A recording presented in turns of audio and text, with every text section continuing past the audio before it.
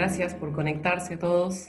Quería contar yo antes de que empiecen a hablar cada uno de estos dos protagonistas, de San Martín y Bolívar respectivamente, un poco cómo surgió el encuentro, digamos que nosotros nos conocimos, los tres somos profesores de historia.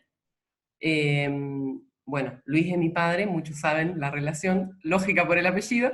Él está en Rafaela y Guillermo es venezolano y vive en Asunción del Paraguay hace unos años. Y nos conocimos en el año 2012 haciendo una muestra que llevamos a Italia, que era sobre el bicentenario de las independencias de América Latina. Bueno, quedó una linda relación, en realidad un poco la perdimos y cuando Guillermo se vino para el Paraguay, nos reencontramos, digamos, de cierta manera.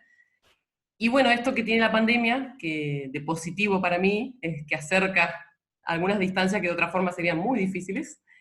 Se nos ocurrió hacer este encuentro porque, bueno, algunos amigos, digamos, sobre todo de mi generación, digamos, para definirlo de alguna manera, hace un tiempo que le venían pidiendo a Luigi sobre algunas efemérides, digamos, sobre todo pensándose como padres, digamos, qué decir, o de dónde estudiar, o cómo conocer. Eh, Frente, por ejemplo, al 25 de mayo. Y entonces, bueno, hicimos algunos encuentros y había quedado rondando lo del 17 de agosto, que acá la figura de San Martín, digamos, siempre es tan relevante. Bueno, en agosto no se y ahí surgió, bueno, invitémoslo a Guillermo, que él sabe mucho de Bolívar, se van a ver. Eh, y bueno, se pospuso un poco la fecha desde agosto para acá, pero bueno, la idea es ahora disfrutar de la historia, que es algo que nos gusta, compartirlo, porque nos gusta compartirlo, nos gusta que a otros les interese al menos. Y lo del título, yo quería decir una cosita nomás antes de que empiece Guillermo. Eh, lo pensamos, un poco lo pensé yo, pero por algo que también es una pregunta actual, me parece siempre, y a mí me interesa particularmente, que es acerca del protagonismo en la historia, ¿no? ¿De qué hablamos cuando decimos que alguien es protagonista de la historia? Eh, y bueno, pusimos lo del héroe, que un amigo me decía, no entiendo bien la diferencia de si eran héroes o protagonistas, ¿no? Como que suena por ahí parecido. Al final voy a decir algunas cuestiones, pero pensando estas dos figuras que son tan emblemáticas y en cierta manera tan intocables y que se les ha dado un lugar, digamos, de héroes y a veces parecían superhéroes, bueno, ¿por qué podríamos hablar de protagonistas? ¿Y qué decimos cuando decimos protagonista, ¿no? Si es un sujeto solo, singular, excepcional, y que tiene siempre un acto heroico y triunfal, o si cuando hablamos de historia es más interesante y nos ayuda a pensar más hablar de otro tipo de protagonista. Así que bueno, empieza Guillermo, después seguiría Luis, y yo al final retomo algunas cosas que nos gustaba destacar. Les voy a decir, porque como somos tres, digamos por ahí, para que no se haga tan pesado por el horario, está el chat, si quieren ir algunos, incorporando algunas preguntas para el final, sería buenísimo. Y si no al final, si nos da el tiempo y están todos disponibles, podemos abrir los micrófonos, pero por ahí está el chat mientras tanto. Así que, Guille. Bueno, buenas noches amigos. Bueno, como dijo Lucía, siempre es un gusto para nosotros darnos un chance para hablar de estas cosas, ¿no? Y, y bueno, voy a hacer un esfuerzo por resumir a Bolívar. Voy a poner una presentación solamente para ayudarme un poco, porque, bueno, ya van a ver que la vida de Bolívar es una vida muy apasionante y también muy compleja, ¿no? Porque pasaron un montón de cosas, ¿no? Entonces, la idea de hoy es llevarnos una idea, aunque sea superficial, ¿verdad? De este personaje que obviamente que en el norte de Sudamérica se le conoce mucho, pero que acá en el sur no tanto, ¿no? No se le conoce tanto. Bolívar es un caraqueño de la criollo, ¿verdad? Venezolano, que fue protagonista de su tiempo, ¿verdad? Esto es un poco lo que decía Lucía, y es lo que nosotros queremos como destacar, ¿no? Bolívar en su niñez crece en una familia acomodada, ¿verdad? De Caracas, una de las familias más importantes de Caracas, y tiene una educación muy especial. Esta educación, ¿no? Especial que tuvo, está marcada por dos personajes.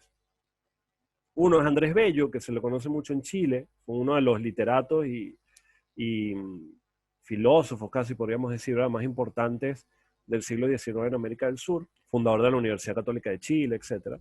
Y el otro es Simón Rodríguez. Simón Rodríguez es un hombre muy especial porque era de esos americanos que nosotros hemos escuchado, que estuvieron en Francia, que estaban muy vinculados, ¿verdad?, a todo lo que había pasado en Francia, a la Revolución Francesa, que estaban enterados de lo que pasaba en el mundo y que tenían unas ideas bastante contrarias a la monarquía. Entonces Bolívar sufre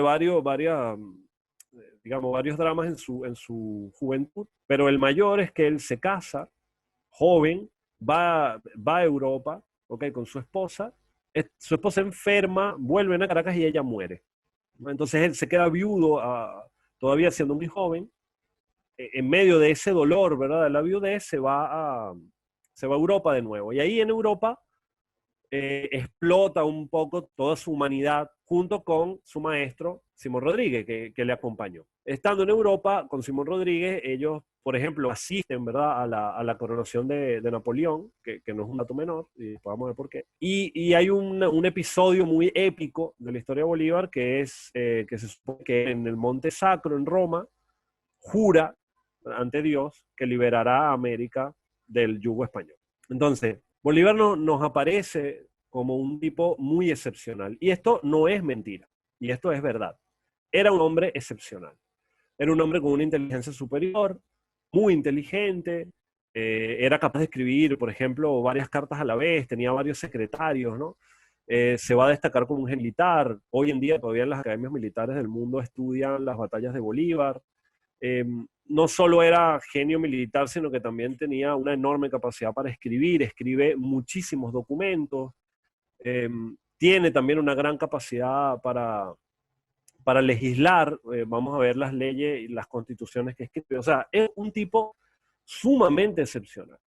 Bolívar no era, o sea, esto lo digo de nada para que se entienda, no era así, nosotros en Venezuela decimos ningún hijo de vecina, o sea, no era cualquiera, era un hombre excepcional. Pero era un hombre excepcional por la pasión que tenía. Es decir, la característica fundamental de Bolívar es que era un hombre apasionado e implicado con la realidad. Un tipo sumamente implicado con la realidad. Entonces, cuando comienza el proceso de independencia en Venezuela, o sea, pasó lo mismo que en el resto de América, ¿verdad?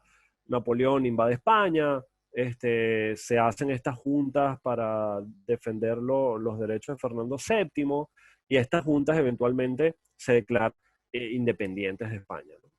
En todo ese proceso, Bolívar tiene dos momentos muy protagónicos que son importantes destacar. El primero tiene que ver con Inglaterra, porque Bolívar es el comisionado por la junta, ¿verdad?, que mandaba en Venezuela a ir a Inglaterra, negociar con Inglaterra acuerdos económicos y sobre todo el apoyo ante una posible independencia. Lo que ya demuestra cuáles eran las ideas que tenía y cuáles eran las ideas que tenía Bolívar. Bolívar, desde el comienzo del proceso independentista, ya venía pensando en la forma de cómo independizarse, y este vínculo con Inglaterra habla mucho de eso, un vínculo que también después vamos a ver compartía San Martín.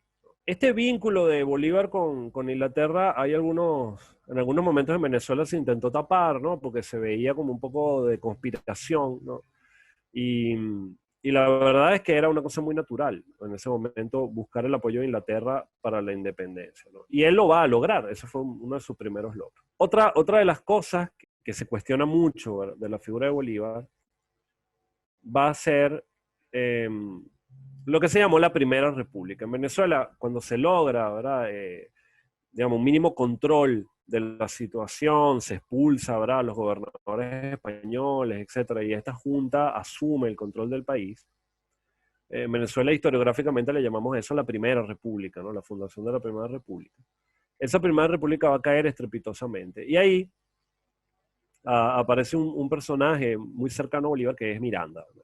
Francisco de Miranda, otro de los grandes próceres de la independencia en Venezuela, era el hombre curtido, el que había participado en la Revolución Francesa, había estado en Rusia, había peleado en Europa, había estado en Estados Unidos, ¿no? Era un hombre muy vinculado, ¿verdad? A la movida de la época.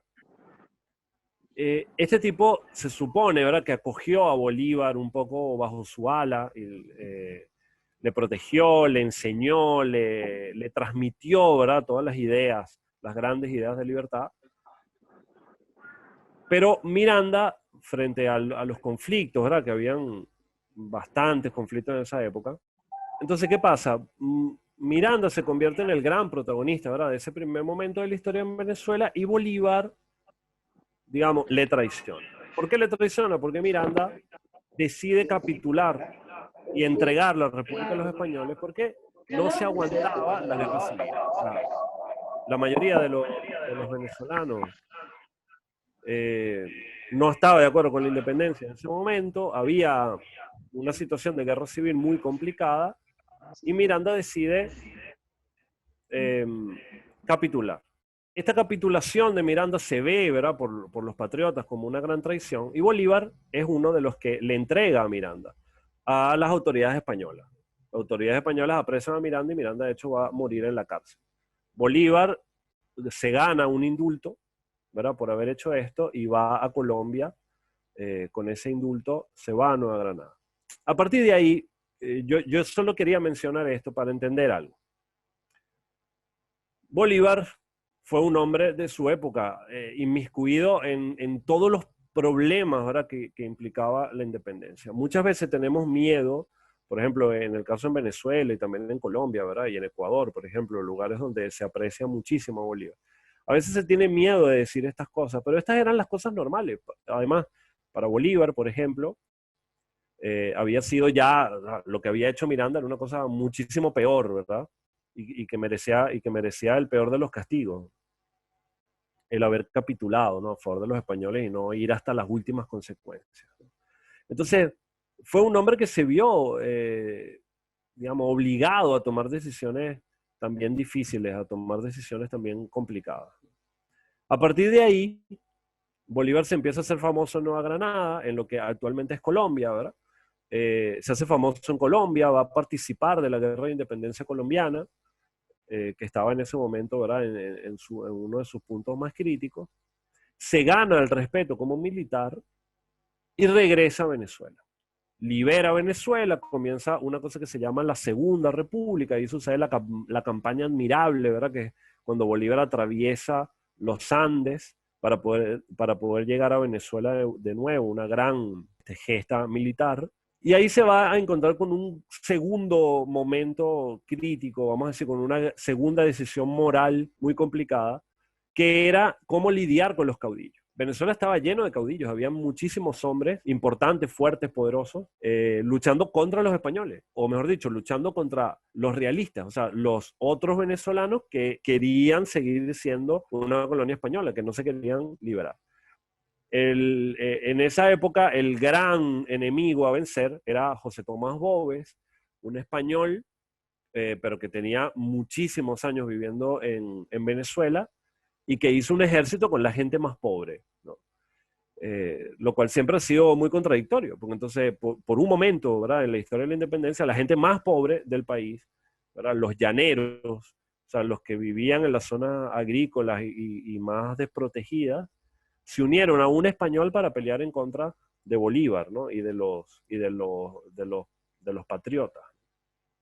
En ese momento, él se encuentra como en desventaja. Hay otros grandes caudillos, y uno de esos grandes caudillos es Piar. Piar se enfrenta a Bolívar, tiene varios conflictos con él. Bolívar pierde una batalla, por ejemplo, y decide retirarse, y Piar intenta llevarlo a juicio y mandarlo a fusilar por cobarde, ¿no?, por haberse retirado de la batalla de Carupa, ¿no? No lo logra. Y a la primera oportunidad que tiene Bolívar de acusar a Piar de traición, lo mismo que había hecho Piar con él, lo acusa y terminan fusilándolo. A partir de ahí, Bolívar empieza a convertirse en ese líder que ya no solo infundía respeto, sino que también infundía a un poco de miedo. O sea, cada vez más gente lo seguía, cada vez más se convertía en el hombre excepcional, ¿verdad?, de la guerra de independencia, y también se empiezan a dar cuenta los caudillos que no le iba a temblar el pulso, o sea, que no le iba a dar miedo si tenía que fusilar a alguien para mantener el orden, ¿no? Bolívar se empieza a presentar entonces también como un hombre duro, ya no solo el estadista, ya no solo el hombre inteligente, ya no solo el hombre excepcional, sino también como un hombre duro, que era capaz de hacer lo necesario para mantener en orden el ejército y la guerra. A partir de acá, él toma más o menos control de Venezuela, lleva una guerra a dos partes, o sea, participa de la independencia de Nueva Granada y de la de Venezuela, y en 1821, después de la batalla de Boyacá y después de la batalla de Carabobo en Venezuela, Boyacá en Colombia, Carabobo en Venezuela, logra la independencia de estos dos países, siendo el protagonista, ¿verdad?, de ambas campañas militares. Luego, en 1821, él decide irse hacia el sur. Las campañas, ¿verdad?, que llamamos nosotros campaña del sur, lo va a llevar a Quito, ¿verdad?, el actual Ecuador, a la batalla de Pichincha, para liberar lo que hoy en día es Ecuador, y más adelante va a llegar a Perú, con la batalla de Junín, que va a ser una de las más importantes, y después a Bolivia con la batalla de Ayacucho. Y en 1824 se considera que Bolívar había participado, y en la mayoría de los casos había sido el principal protagonista, de la liberación de estos cinco países. Ahora, ¿cuál era el ideal de Bolívar? ¿Qué es lo que quería Bolívar o lo que pensaba Bolívar? El gran ideal de Bolívar, la razón por la que no dijo, bueno, liberé Venezuela, me quedo tranquilo, o liberamos Nueva Granada y Venezuela, nos quedamos tranquilos, es porque el gran ideal de Bolívar era lo que él llamaba la Gran Colombia. La Gran Colombia no era otra cosa que la unidad de toda América del Sur. Bolívar pensaba que la única forma en la que realmente se iba a poder llegar, ¿verdad?, vamos a decir, a la estatura humana, ¿no?, que merecían los americanos, era si todas las naciones que habían sido parte de España se unían en una sola gran nación. Y él plantea esto. Y lo va a lograr después de 1821, ¿verdad?, después de haber liberado Nueva Granada y Venezuela. Él va a unificar Nueva Granada y Venezuela, y después, cuando libera Quito, se va a formar por primera vez la Gran Colombia. Ecuador, Colombia y Venezuela. Y lo que actualmente es Panamá, que en ese momento formaba parte de Colombia, ¿verdad? Esta nación ya era enorme. Hay un momento en la historia importante, que es el encuentro de Bolívar y San Martín en Guayaquil, donde no se sabe qué pasó, no se sabe realmente, no se sabe qué pasó, no se sabe qué hablaron, pero lo que sí se sabe es que San Martín se retira después de haber liberado Perú, se va a retirar a Argentina. Bolívar se queda con lo que faltaba, vamos a decir, o sea, con lo que faltaba de pelearse en Perú, pero que ya estaba muy adelantada la guerra, y termina siendo nombrado dictador de Perú. E intenta unificar Perú a la Gran Colombia.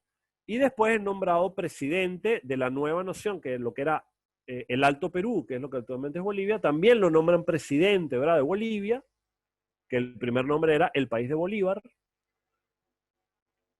Y él intenta unificar todo. Muchas personas han tenido, ¿verdad?, teorías acerca de la Gran Colombia. La lógica de Bolívar era muy simple. Había que convertir a América del Sur en un país poderoso que pudiera enfrentarse, ¿verdad?, a Europa. Nosotros, como nos dieron las clases de historia, ¿verdad?, de nuestra independencia, y ya nosotros sabíamos el futuro, ya sabíamos que después de la guerra de independencia, pues los europeos no volvieron, pero ellos no lo sabían. Ellos no lo sabían en ese momento. Y Bolívar era uno que muchas veces temió que los españoles volvieran. Entonces, crear esta gran nación era su ideal. Pero ya desde el comienzo, esa idea de la gran nación empieza a tener sus problemas. La primera es que los peruanos y los bolivianos no aceptan unirse a la Gran Colombia.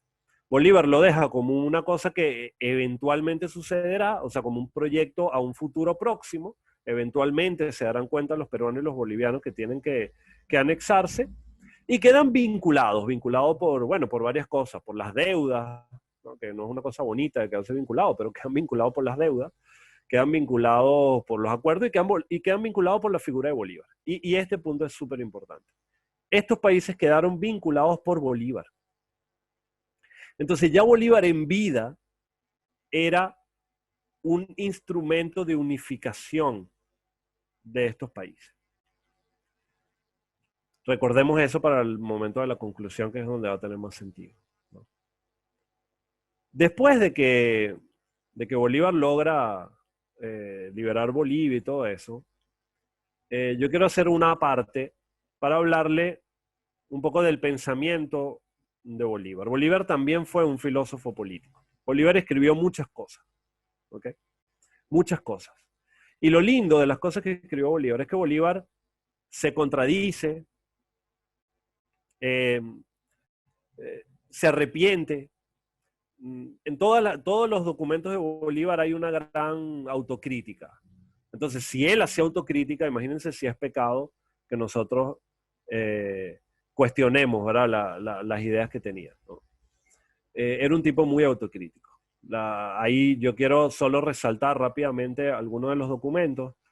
El primero es el Manifiesto de Cartagena, un manifiesto muy lindo donde él da las razones por las cuales cae la Primera República y va a hablar de uno de los grandes males americanos, la desunión, el conflicto entre los caudillos, ¿ok? Después de escribir la Carta de Jamaica, otra cosa espectacular, mientras estuvo exiliado en Jamaica, va a hablar y va a justificar la independencia. Y una cosa interesante de esa carta es que entre líneas se deja ver, donde él dice, nosotros íbamos con buena voluntad con España. Donde él prácticamente dice, si España nos hubiera reconocido nuestro nivel, vamos a decir, de independencia, probablemente no hubiéramos ido a una guerra y probablemente no nos hubiéramos separado de España. Pero los españoles no quisieron reconocer ni este nivel, vamos a decir, de libertad, de autogobierno que nosotros queríamos. O sea, Bolívar, el gran libertador, decía eso. Digo, nada más para darnos cuenta de hasta qué punto nosotros a veces somos muy en blanco y negro y simplificamos, ¿verdad? Estas cosas como que se hizo la independencia, entonces odiamos a los españoles, ¿verdad? No queremos saber nada de ellos y no era tan obvio, ¿verdad? Para los protagonistas de este momento. No era tan así. Bolívar más bien ahí lo dice como con rabia, ¿no? Qué lástima, ¿no? Que Fernando VII, cuando vuelve al poder, ¿verdad? Y pasa Bayona y pasa toda la independencia de España y todo lo que pasó en España, ¿verdad? Que también fue súper complicado. No dijeron, bueno, negociemos con las colonias americanas que se han liberado. Busquemos cómo crear un vínculo entre nosotros, sino que se negaron y fueron a la guerra. Él ve esto con rabia, porque tenía como una esperanza, imagínense. Ahora les quiero hablar de la parte más crítica, ya para ir terminando, porque la pregunta obligada sobre este pensamiento de Bolívar es, ¿por qué Bolívar termina mal? Algunos de ustedes, si habrán leído algo, saben algo de Bolívar, una de las cosas que más se sabe de Bolívar es que él terminó mal, terminó solo, rechazado, pobre, con intentos de asesinato, no lo querían recibir en ningún país, o sea, terminó totalmente execrado. ¿Por qué? La respuesta está en sus leyes. Bolívar escribe dos constituciones, la Constitución del Perú, la Constitución de Bolivia, y después va a intentar para reformar la Constitución de la Gran Colombia. Y la Constitución de Bolivia, que es un documento del que mucha gente habla lanzándole flores a Bolívar, ¿no? Como si fuera un documento totalmente exaltado. Realmente no es tan así, porque la Constitución de Bolivia, escrita por el propio Bolívar, no es otra cosa que una reformulación de la Constitución napoleónica, que también, ¿verdad?, la tomaron los haitianos, ¿verdad?, cuando hacen la independencia de Haití, y que Bolívar copia también. Esto no es un problema de derechos de autor. Estamos hablando de constituciones. O sea, está muy bien que la copie. Muy normal. Ahora, el problema es lo que esta constitución decía. Porque esta constitución creía en un presidente vitalicio. Les voy a leer una carta de Bolívar de lo que decía mientras escribía la constitución de Bolivia. Perdón, la de Perú, que va a tener la misma característica, ¿no? Dice así, estas son palabras de Bolívar. El presidente de la República viene a ser en nuestra constitución como el sol, que firme en su centro da vida al universo. Esta suprema autoridad debe ser perpetua, porque en los tiempos sin jerarquías se necesita, más que en otros tiempos, un punto fijo alrededor del cual rigen los magistrados y los ciudadanos, los hombres y las cosas. Prueba triunfante de que un presidente vitalicio con derecho a elegir al sucesor es la inspiración más sublime en el orden democrático. Estas son cosas que a nosotros, no sé cómo les suena a ustedes toda esta historia y después que al final diga orden democrático. O sea, no sé. Que el presidente elija a su sucesor es la cosa más democrática, decía Bolívar, ¿no? Primero esto que nos enseñe que no tenemos ni idea de qué es la democracia. No tenemos ni idea. ¿Okay? Ni tampoco tenemos idea de lo que era la democracia para nuestros padres de la patria. No tenemos ni idea. Era una cosa totalmente distinta a la que tenemos. Esto primero que nos sirva ya de entrada, ¿no? Pero ¿qué es lo que decía Bolívar? Bolívar era un hombre sumamente sabio, porque lo que veía Bolívar era lo obvio, lo que ya todos nosotros sabemos. América era ingobernable. Y los conflictos entre los caudillos iba a llevar a la destrucción toda la obra de la independencia. Entonces, para bien o para mal, Bolívar llega a la conclusión que había que hacer una dictadura y que no se podían elegir a los presidentes, el presidente tenía que ser vitalicio. Y aquí tendría que aparecer una cosa que no era monarquía, pero que se parecía mucho. Bolívar, que empezó con las ideas revolucionarias francesas, termina en sus últimos años pensando de esta forma. Pero termina pensando de esa forma después de haber ganado la experiencia, después de haberse dado cuenta cuál era la realidad del continente americano. Era ingobernable. Ahora, decir hoy en día que Bolívar era un demócrata, pues es fácil de debatir. Decir que Bolívar siempre fue republicano, también es difícil, ¿verdad?, de mantener. La verdad es que al final Bolívar quiso ser dictador, pero pensaba que era lo correcto. Y pensaba además que era el único camino viable. Los conflictos entre los que querían una federación en la Gran Colombia y Bolívar, que pretendió reformar la Constitución para que hubiera un presidente vitalicio, por lo tanto un gobierno plenamente centralista, ese conflicto lo llevó a sufrir varios atentados contra su vida. El último fue tan grave y estuvo tan cerca de la muerte que decide renunciar a la presidencia de la Gran Colombia, es expulsado de la Gran Colombia. En ese momento, 3 cosas, dicen, le dan el golpe de muerte. La primera es que Venezuela se separa de la Gran Colombia, 1830. Venezuela se separa definitivamente de la Gran Colombia y le niega la entrada a Bolívar. No podía ir ya de nuevo a su patria. Y Perú, que se supone, ¿verdad?, que se iba a unificar eventualmente a la Gran Colombia, le declara la guerra a la Gran Colombia por los territorios de lo que hoy en día es Ecuador. Se van a la guerra. Cuando Bolívar renuncia, la realidad de su gran proyecto de liberación era 2 países hermanos, ¿verdad?, como Colombia y Perú en guerra, Venezuela, donde todo se originó separado, sin querer saber nada ni de Bolívar ni de la Gran Colombia. Y el tercer golpe definitivo de su vida va a ser la muerte de Antonio José de Sucre, su hermano, su hombre más querido, su mariscal, el más parecido a él. Lo había dejado como presidente de Bolivia y en Bolivia lo matan para poder reformar la Constitución y hacer una Constitución, diríamos hoy en día, liberal, donde el presidente no fuera vitalicio. Eh, ya con este termino.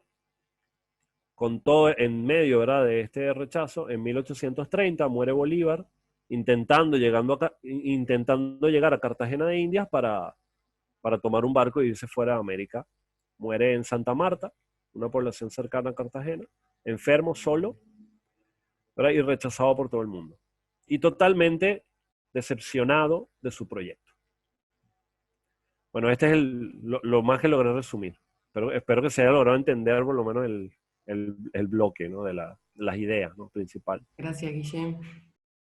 Yo tengo una ventaja sobre Guillermo que, como todos los que están presentes y conocen a San Martín, no tengo por qué describirlo, ni la vida de San Martín. Por eso me interesa marcar algunas cuestiones más generales, partiendo de una cita de un historiador inglés, Hobsbawm, que dice así: todas las tradiciones inventadas usan la historia como legitimadora de la acción y cimiento de la cohesión de un grupo por medio de sus propios héroes. Me parece que la cita describe un poco la interpretación clásica de San Martín. La expresión interpretación clásica de Guerra, de François Guerra, nosotros llevamos la versión oficialista que todos conocemos, que no la voy a repasar porque me parece que no tiene sentido. Lo que siempre me llamó la atención de este relato, de la vida de San Martín, es decir, y el trasfondo sobre el cual está su persona, que es el de las independencias hispanoamericanas, las así llamadas independencias hispanoamericanas, hay algo que, dirían los chicos, me hizo siempre ruido. Por lo tanto, a partir de un libro que leí ahora hace poco, de una historiadora Bragoni mendocina, hice una pequeña crítica. En base a eso voy a leer algo. Este libro me pareció interesante porque sigue toda la vida de él, muy claro, con muchos documentos, y me pareció poner algunos sí, hubiera sucedido otra cosa, por eso se lo mandé a ella también, ¿no? Entonces, lo leo porque así no digo, no repito y no me trabo. Si en el origen de los sucesos que protagoniza San Martín y tantos más, Bolívar, O'Higgins, Belgrano, tantos, si en ese origen está la abrupta, sorpresiva y traumática caída de la monarquía católica, la monarquía española, en 1808. Reitero, una abrupta, sorpresiva y traumática caída de la monarquía, que nosotros con nuestra mentalidad moderna apenas si podemos entender, ¿no? La caída de ese antiguo régimen y el inicio de una etapa que va a llevar a la consolidación de las modernas repúblicas. Si como consecuencia de ello el fenómeno del juntismo, similar en las Indias como en España, el fenómeno del juntismo tiene su origen no en una novedad política, sino en algo que podemos deducir del cumplimiento de lo que Claramonte llama la antigua Constitución. Aquel derecho no escrito que regía a todo el imperio español, ausente el rey, la soberanía volvía al pueblo, que la resumía formando juntas, que ya lo hemos visto en la clase anterior, no lo repito. Si como otra secuela de aquel hecho de 1808, se iniciará un proceso tendiente a proveer al reemplazo del poder real y virreinal caído, por tanto, al desatarse de un conflicto político, de una lucha por dice un autor, la legitimidad del poder, en la cual los discursos y las ideologías cumplirán un rol fundamental. Este es como el punto central. Lo que empieza ahí a debatirse es una lucha por una legitimidad política. ¿Quién debía gobernar estas tierras ante la desaparición del rey y la invasión de Napoleón? Si en este proceso no participan inexistentes naciones, como alguna historiografía lo quiso no lo quiso, por lo menos yo lo aprendí así, no participan esas inexistentes naciones, sino los restos aturdidos de las antiguas ciudades hispánicas. Si como otra grave derivación, las guerras que se desatarán no serán guerras de independencia, sino cruentas guerras entre españoles americanos, criollos, contra españoles peninsulares, por darle un nombre. Y aclaro acá algo que dice Tomás Pérez Bejo: la gran mayoría en ambos bandos eran criollos. Por ejemplo, un dato: a fin del siglo XVIII los ejércitos tenían el 80% de su conformación como ejército eran de criollos. Lo dije ya una vez pasada, Pío Tristán y Manuel Belgrano en las batallas de Tucumán y Salta eran dos criollos que se enfrentan. El tema del enfrentamiento, otra noticia así como al paso que da Pérez Bejo, fue muy usado y, digamos, agrandado por la propaganda insurgente que quería convencer a los criollos que no apoyan a los peninsulares, pero hubo muchos criollos que apoyaron a los peninsulares. Si a estos enfrentamientos no podríamos llamarlos guerras de independencia, mucho menos, como cierta historiografía, guerras de liberación nacional, sino lisa y llanamente guerras civiles, es decir, guerras entre hermanos, como dice algún otro autor, ¿cómo íbamos a independizarnos de España si éramos España?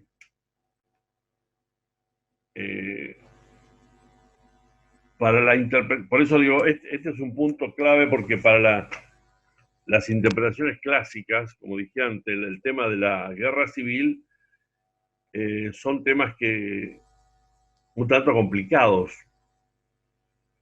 Dice Pérez Bejo: la denominación guerra civil resulta, sin embargo, un tabú en la mayor parte de las historiografías nacionales, que tienden a ennoblecer el pasado, borrando cualquier alusión al fratricidio, visto siempre como algo negativo. Lograr la victoria sobre la sangre derramada de los hermanos es, en el mundo contemporáneo, ignoble y difícil de justificar.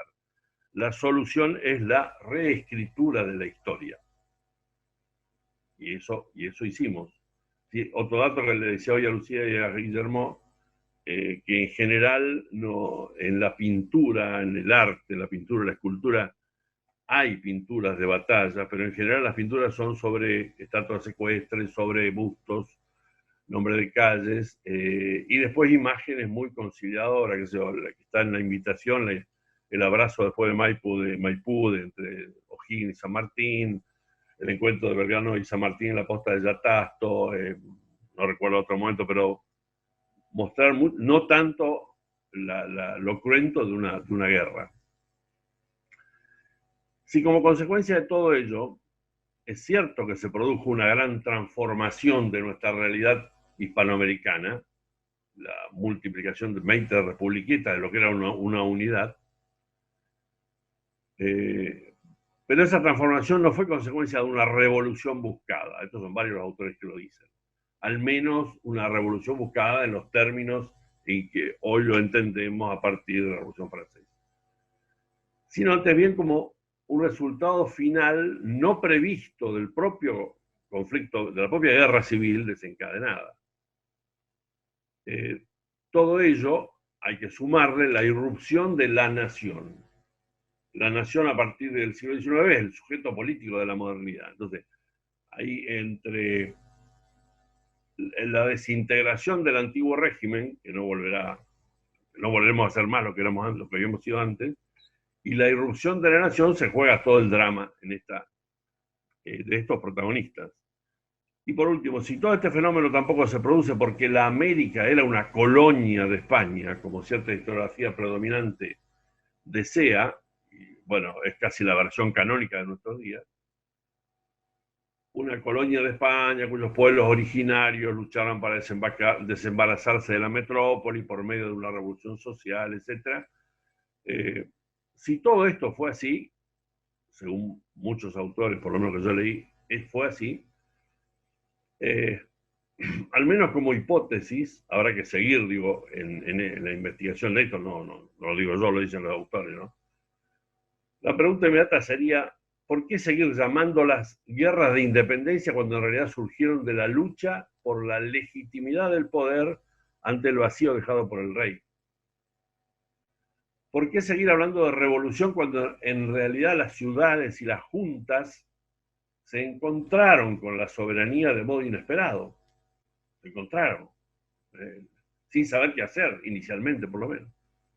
Así, de igual modo, ¿cómo miraríamos a nuestro protagonista, José de San Martín, en algunos momentos un gigante en su actuación? Es un protagonista que no se puede desechar todo su trabajo. No estoy haciendo una crítica a la obra de él, sobre todo desde el punto de vista militar. Por eso, ¿cómo miraríamos a todos estos protagonistas?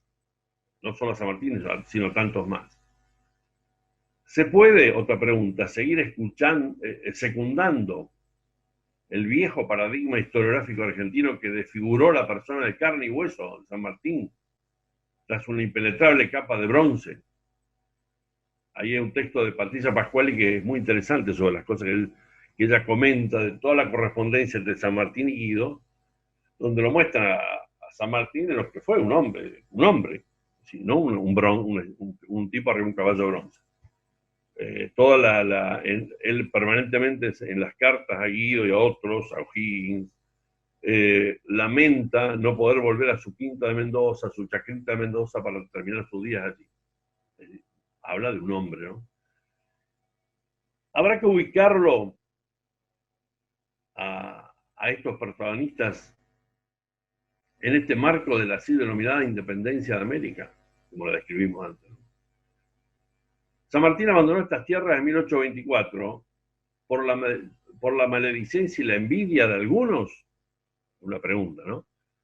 O porque intuyó que lo que sobrevendría, que él ya advertía con estupor, lo dice en muchas cartas, era una guerra civil en la cual él no iba a participar. Así se lo dice, por ejemplo, la cita a Chilavert.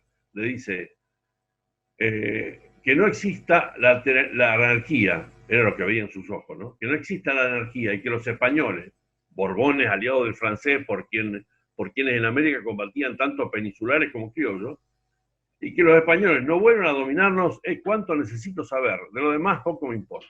Es bueno recordarnos que la alusión al sanguinario dominio español era, en medio del fragor de esta lucha, mera literatura de guerra, como dije antes respecto a los criollos.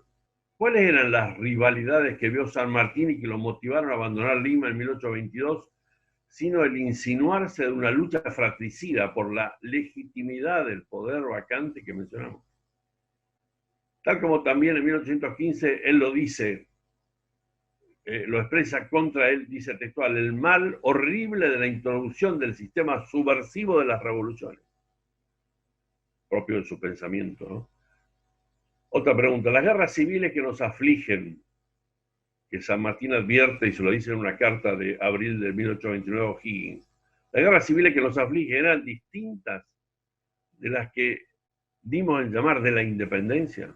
¿Por qué? Porque, como dijimos, supuestas naciones que formaban parte de los reinos de India, de la monarquía española, decidieron liberarse del yugo de la metrópoli.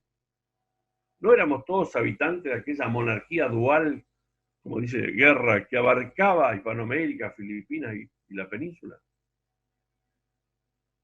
Lo advierte ahora textual una frase de San Martín. En este estado de exaltación a que han llegado las pasiones, en el cual era absolutamente imposible reunir a los partidos en cuestión sin que quede otro arbitrio que el exterminio de uno de ellos, pregunta, ¿se había iniciado luego de 1820 o tuvo sus inicios cuando tras el derrumbe de la monarquía aparecieron facciones deseosas de establecer quién era el sujeto de la soberanía en estas tierras? Asimismo, si un enfrentamiento entre hermanos, si fue un enfrentamiento entre hermanos, ¿en qué bando estaban los patriotas? ¿Por qué Belgrano es un patriota y no lo es Pío Tristán? ¿Por qué San Martín y no uno de los hermanos Carrera o el general Maroto? La historiografía, voy terminando, y la enseñanza de la historia no deberían virar hacia un nuevo enfoque conceptual que destierre el viejo nacionalismo historiográfico en sus variadas versiones, que inventó historias al servicio de los estados que nacían. ¿Eran ineludibles estas guerras civiles o hubo otras posibilidades de separación amistosa y gradual en su momento, como fue el famoso Memorial Secreto de Aranda a fin del siglo XVIII? Creo que San Martín intuyó todo esto y percibió claramente el nuevo clima político-cultural en el cual iniciaba a conformarse esa sociedad, decía él, desordenada. Su horror a la anarquía y a la guerra entre hermanos, que trasluce en la correspondencia de sus amigos, le venía de esa intuición y de lo que veía suceder tanto en el Río de la Plata, en Chile como en el Perú. Ya varios autores lo afirman. Los celos, las envidias, las intrigas y calumnias que ciertamente sucedieron, ¿fueron la causa de su ostracismo voluntario? ¿O el ostracismo fue consecuencia del incendio en el que inesperadamente se vieron encerrados los pueblos hispanoamericanos tras los aciagos sucesos posteriores a 1808? ¿No será que el protector, por su formación, por su elección, por saber qué motivo, decidió no participar en tales contiendas político-ideológicas y marcharse al exilio? Dejo de lado muchas consideraciones, obviamente, sobre San Martín. La adhesión, temas que obviamente tratan muchos autores, la adhesión de San Martín a una monarquía constitucional, su devoción por el orden, la necesidad que había de un gobierno fuerte, más o menos similar a Bolívar, ante un paisaje que viraba hacia la modernidad y el liberalismo, el contexto de unos pueblos todavía anclados en el antiguo régimen, empujados de repente a emprender un camino desconocido de un mundo que desaparecía tras el vendaval de la guerra, etc. Guerras que, como sostienen muchos autores, no finalizarán con la derrota de los realistas, sino que se prolongarán casi todo el siglo siguiente. Desde mi muy limitado punto de vista, se prolongarán todo el siglo XX con formas y métodos que aún continúan, lo pongo como pregunta. Como dice un amigo, la historia es siempre lo que nos contamos, lo que olvidamos y lo que tergiversamos. Aquella ruptura sangrienta del mundo hispánico aún mantiene su capacidad mitogénica entre nosotros y en las actuales sociedades hispanoamericanas. ¿Por qué no seguir mirándola? Pues a la línea. Gracias. Fui más breve que Guillermo, ¿eh? No sí. Lo que pasa es que de Bolívar sabemos menos, entonces hay Claro. que... No, pero digo algo cortito, Sí. digo algo cortito en la línea de lo que nos dijo Luis ahora, que creo que es algo maravilloso, ¿verdad? Como conciencia. Hay un historiador venezolano que a mí me gusta mucho, se llama Elías Pino Iturrieta. Él escribió un libro completo sobre el culto a Bolívar. ¿Okay? Y en este libro dice una cosa que es muy interesante. Dice, ¿por qué convertimos a Bolívar? Y ojo que en el caso de Bolívar hablamos de Perú, Bolivia, Ecuador, Colombia y Venezuela. ¿Por qué en estos 5 países convertimos a Bolívar en una figura heroica, superhumana, ¿okay? Perfecta, ¿verdad? Y de moral impecable? Dice Pino Iturrieta, porque necesitábamos un símbolo de unidad. Es decir, derrocado a España, como decía Luigi, ¿verdad? Ese trauma de haber dejado de ser una monarquía, ese trauma de pasar de ser una unidad que abarcaba el mundo entero, ¿verdad? Porque el Imperio Español fue el imperio donde no se ponía el sol, ¿no? En todos los continentes había territorio español, ¿verdad? Pasar de esa unidad a ser de repente, ¿no? un pequeño pedazo de tierra donde hay 4 ciudades más o menos importantes. O sea, todo ese trauma no nos iba a permitir estar unidos. O sea, nos iba a lanzar inevitablemente a lo que nos lanzó, a más de un siglo de guerras civiles. Entonces, la importancia, ¿verdad?, de la figura, en el caso de Bolívar, pero es exactamente lo mismo, creo yo, con todos, ¿no? Los grandes héroes de la independencia. La importancia era la unidad, era uno de esos símbolos de unidad. Él lo dice de una forma bastante cruda, pero dice, necesitábamos la bandera, el escudo, el himno y el héroe, para poner la estatua en la plaza. ¿Entiendes? Porque todo era parte de esa nueva unidad, porque los principios de unificación entre las gentes de América ya no estaban, ya no eran españoles, ya no había rey, o sea, se había perdido de golpe todo lo que los hacía una comunidad y había que construirlo de nuevo. Y sin héroes, eso no se iba a poder. Entonces, lo interesante, creo yo, en el caso de Bolívar, es que ya en vida, ya Bolívar se había convertido en ese punto de unidad. Y en el momento en el que la mayoría, ¿verdad?, de los grandes caudillos de todas estas regiones de América se empiezan a dar cuenta que, bueno, que Bolívar quiere, no sé, sostener el poder en vez de soltarlo, en ese momento decide matarlo, ¿entiendes? Porque era un símbolo de unidad. Entonces, hay un elemento positivo en esto, ¿no, Pablo? El elemento positivo es eso. Teníamos que encontrar un símbolo de unidad. Ahora, ya hoy en día, pasado 200 años, etc., vale la pena que entendamos por qué se habla así. En Venezuela, por ejemplo, yo les contaba a Luis y a Lucía que en Venezuela existe todavía, pero bueno, obviamente hoy en día ya no funciona igual, pero desde principios del siglo XX existe una sociedad bolivariana, que es prácticamente un organismo del Estado, que es un organismo de censura, que revisa todos los textos que hablen de Bolívar y se editen de Bolívar en Venezuela. Y si algo es, les digo así textualmente, dice en la carta de fundación de la Sociedad Bolivariana, que el problema acá no es el rigor histórico, el tema es que no se publiquen cosas que sean ofensivas en contra de la figura del Libertador. Entonces el problema no era que fuera algo verdadero.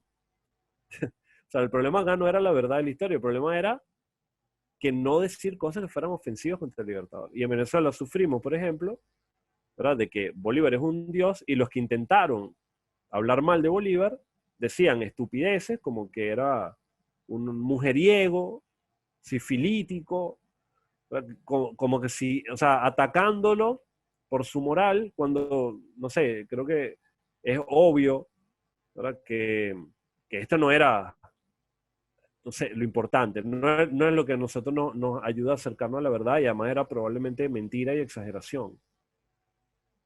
Cuando lo que se intentaba tapar era la humanidad. O sea, la humanidad de un hombre que hizo una gran lucha y que, como ahorita estaba diciendo Luis, le pasó a San Martín, a él le pasó exactamente lo mismo, solo que San Martín lo intuyó porque era 1824.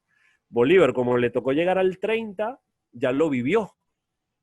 ¿Entiendes? Y lo que vivió, ¿verdad?, era la ruptura, ¿verdad?, de la unidad, la guerra civil, la lucha fratricida, las traiciones, el ansia de poder y la corrupción. Entonces, que Bolívar se haya decepcionado frente a todo esto es la cosa más humana del mundo.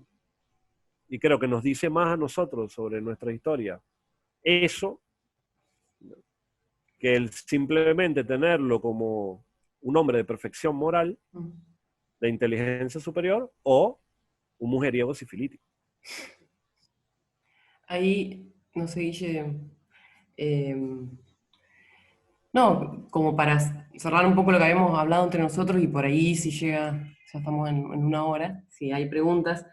Esto último que decía Guillermo, bueno, y lo que los dos plantearon, digamos, a nosotros nos parecía muy interesante justamente esto, no es que uno está quitándole mérito a ninguno de estos dos personajes como a tantos otros, pero la pregunta siempre que sobre todo acá en Argentina, el tema de las efemérides, digamos, que por ahí no ayudan a este rigor histórico que vos decías recién, Guillermo, digamos, sino que por ahí estamos acostumbrados como a repetir ciertas imágenes, ideas, estereotipos, pocas acciones de ciertos protagonistas de la historia, que en realidad no ayudan a pensar históricamente. O sea, pensar históricamente nos exige desplazarnos en el tiempo.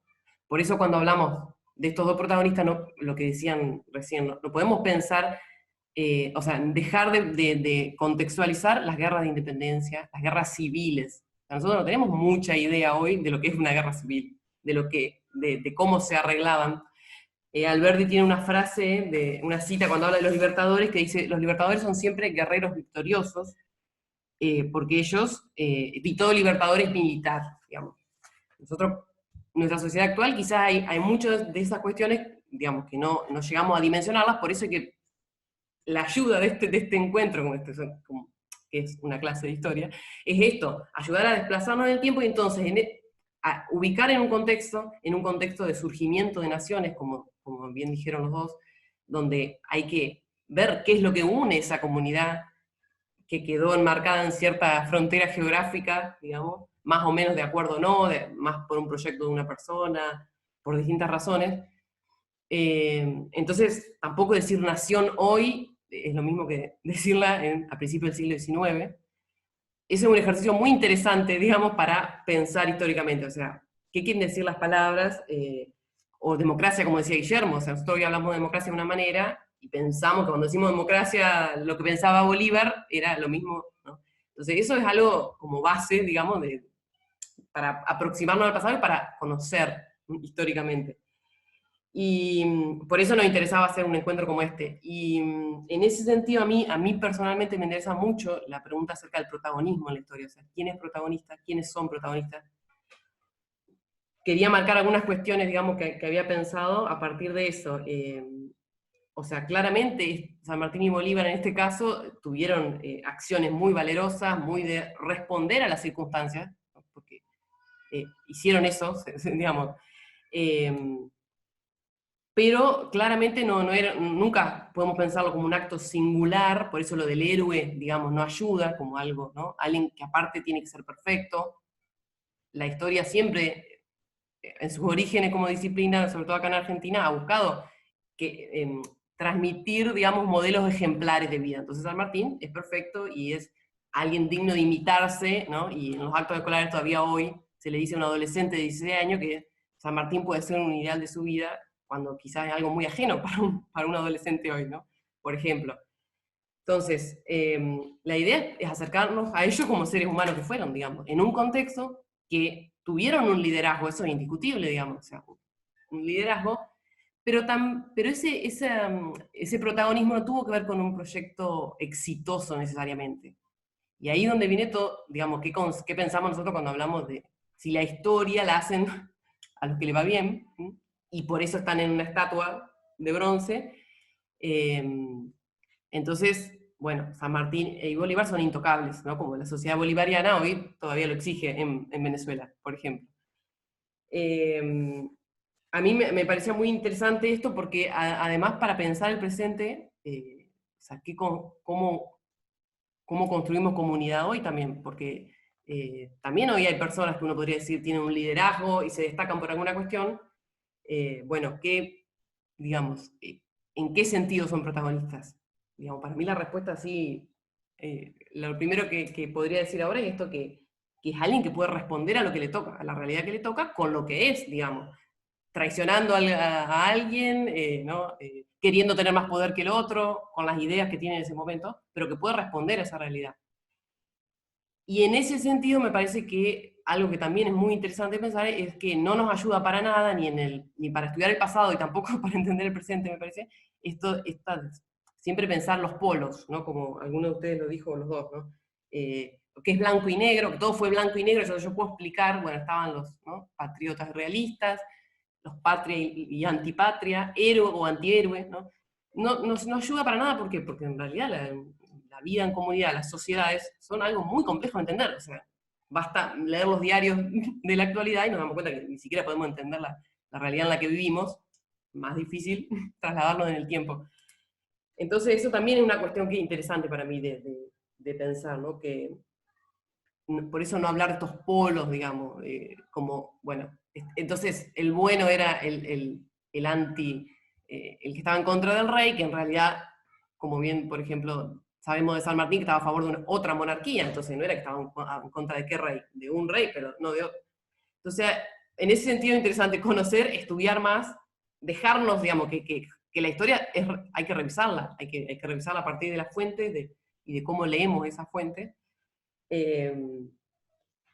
Y pensaba también estos días, digamos, como que nosotros estamos viviendo un momento histórico muy particular, que es una pandemia, y también si uno se pone, digamos, que algunos lo han dicho en los medios, ¿no? ¿Quiénes son los protagonistas hoy indispensables de los que hay que hablar en esta pandemia? Enfermeros, médicos, el almacenero, el docente. Digamos, lejos están de estos héroes, digamos, de bronce. Quizás se le haga un monumento de bronce, no sé.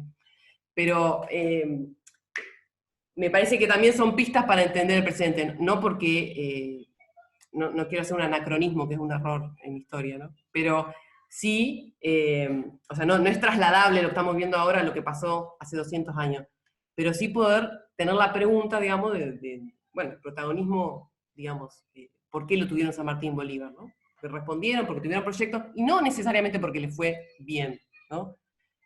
Bolívar tiene unos textos que ya no me acuerdo bien de dónde, pero que termina diciendo, hacer la revolución en América es como arar en el mar, digamos.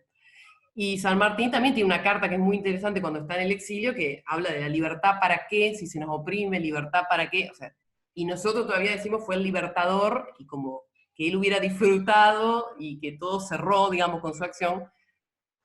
Y bueno, había algunas cosas más, pero no, para no cansar. Un poco esa era la idea, por eso el título, y bueno, nuestras charlas, había muchísimas más cosas para decir, pero son las 9:10 de la noche, no queremos agobiar. Por ahí si alguien, no sé si en el chat había alguna preguntita, me parece que pregunta no. Si alguien quiere, Había una, o unos había minutitos. una cosa que dijo Adelki, digo rapidito, Ajá, si no lo llegué a leer. sobre este tema de la masonería, ¿no? Mm. Yo tengo una fuente más o menos eh, directa, ¿ok? Yo en la universidad tuve un profesor que era masón, ¿ok? Y él daba un curso de masonería en Venezuela, ¿ok? La historia de la masonería en Venezuela. Y él dice que los registros, por lo menos los registros que se conocen, ¿verdad? Públicos, y no tan públicos, ¿no? Porque en Venezuela han pasado por varios procesos los masones, eh, se ha revelado que Bolívar no era masón. De hecho, se piensa que fue rechazado por las sociedades de masonería en Venezuela por sus ideas demasiado escandalosas, ¿no? Entonces, yo por lo menos no comparto esa idea de que lo que pasó en Guayaquil realmente fue un encuentro entre dos masones donde vinieron a decir en qué nivel estaba cada uno y entonces quién iba a mandar. Yo creo que yo pienso que no era eso. Ahora, ¿qué fue lo que pasó en Guayaquil? No se sabe. Realmente no se sabe. Solo podemos ver los hechos, y los hechos eran que Perú era un desastre, ¿ok? Perú era un polvorín que nadie quería y que seguro San Martín no quería. O sea, no quería estar más en ese quilombo, ¿entiendes? Y fíjense cómo terminó también para Bolívar. O sea, la situación de Perú era una situación muy complicada y lo más probable es que ellos lo que acordaron, y eso sí creo, lo acordaron, es que Argentina, o sea, Río de la Plata y Chile no iban a entrar en el plan de la Gran Colombia. ¿Okay? Y por ahí pueden venir mal los tiros. Sí. Una cosa rápido sobre Guayaquil, el misterio. Bueno, nadie sabe nada. Es decir, ni Bolívar dijo algo, ni San Martín dijo algo, entonces todos son conjeturas. Ahora acabo de leer un libro y ayer tuve una conexión también sobre un libro que salió de un médico, Bauso, que escribió sobre el plan de operaciones de Moreno, en el cual afirma que es un libro apócrifo y un plagio, porque en realidad los autores, que no fue Moreno, lo copian todo, prácticamente el texto de una novela aparecida cuando termina Napoleón en Francia, que se llama El cementerio de la Magdalena. No, digo, la historia siempre, siempre se revisa. Y es bueno que se revise, la historia siempre se revisa. La verdad histórica es siempre provisoria, ¿no? Por eso no, nada más que eso. Gracias. No sé si hay alguna pregunta o hacemos otro día otra clase de preguntas y Guillermo nos lee las descripciones que hay sobre Bolívar que son mucha creatividad para elogiar a una persona. Hay algunos textos que son muy graciosos.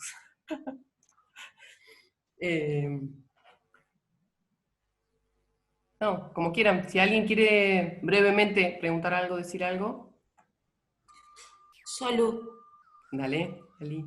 primero te agradezco un montón. Me encantaría ser tu alumna de historia. Y el otro, me gusta este acompañamiento que has hecho de tanto de Luis como de... No me sale el nombre de Guillermo. Pero digo una cosa, yo vengo de otra rama que es de la literatura. Igual siempre cuando estudiaba en la universidad me molestaba, bueno, especialmente cuando vemos la literatura argentina, la parte del Matadero, el Martín Fierro, esta visión también justamente de los extremos, ¿no? De lo antagónico, blanco o negro, como que la realidad justamente fuera solamente tensiones entre dos cosas, ¿no? Digamos, ¿no? Y también me llama la atención que esta necesidad que siempre tenemos de sistematizar las cosas y poner parámetros, ¿no? La misma historia está mirada desde un lugar, ¿no? O sea, esto que Luis siempre nos ha enseñado y que nos ha comentado lo que son los periodos históricos, ¿no? Igual me fascina ver esto de poder acompañarnos, en esto que vos hablas de la revisión histórica en la mirada, porque no es solamente en la historia, en la literatura pasa lo mismo, en la mirada a las ciencias pasa exactamente lo mismo, digamos, porque en realidad es un sujeto que mira la realidad, digamos, ¿no? Cada uno de nosotros, que si bien estamos de una disciplina, pero revisar de esta manera también te hace ver desde qué punto se puede volver a mirar las disciplinas. No solamente clasificarlas, que es necesario, ¿no? Por la lingüística nació la ciencia, tras de eso sirven, etcétera, pero cómo se puede volver a revisar a las disciplinas o las miradas según estas perspectivas, digamos, ¿no? Porque es otra cosa. Para mí es revolucionario, ¿no? Esto que vos estás planteando, lo que están planteando también ustedes, ¿no? Porque es verdad que siempre se mira como que las personas tienen que ser perfectas para construir la historia, ser protagonistas, ¿no? Y somos seres humanos, digamos. O sea, cada uno de nosotros para ser protagonista.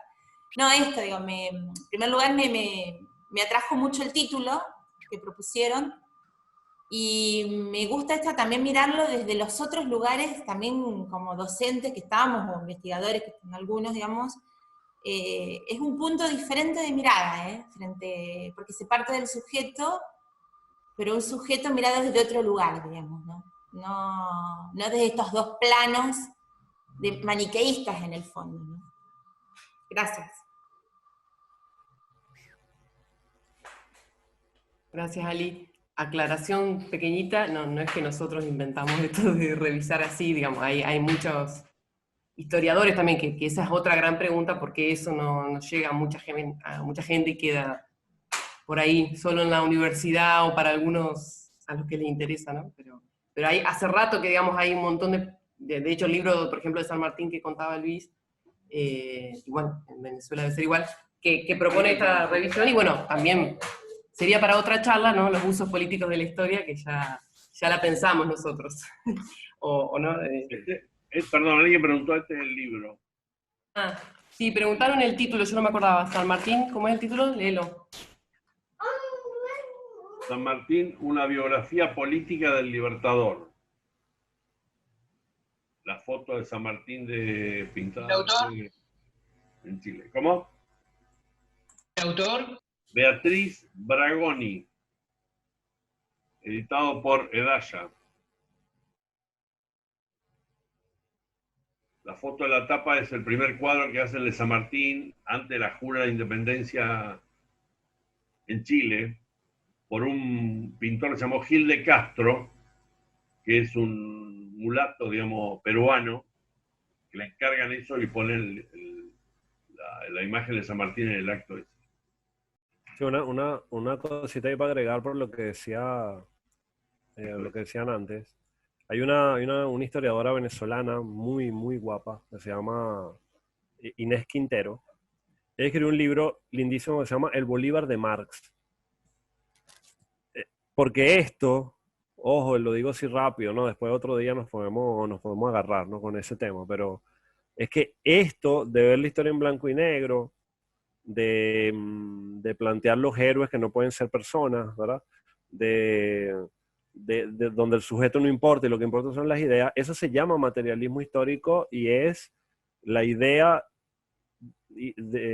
socialista y comunista de la historia venida de la interpretación de Marx de la historia. O sea, eso tiene nombre y apellido. Lo que pasa es que aquí en Latinoamérica eso se convirtió como en la única forma, ¿me entiendes?, de estudiar historia. Y es lo que enseñan en todas las universidades, es la forma en la que se enseña, ¿verdad?, la historia en toda América. Entonces, pensamos que es así como que es la manera, como si es un problema nuestro, ¿no?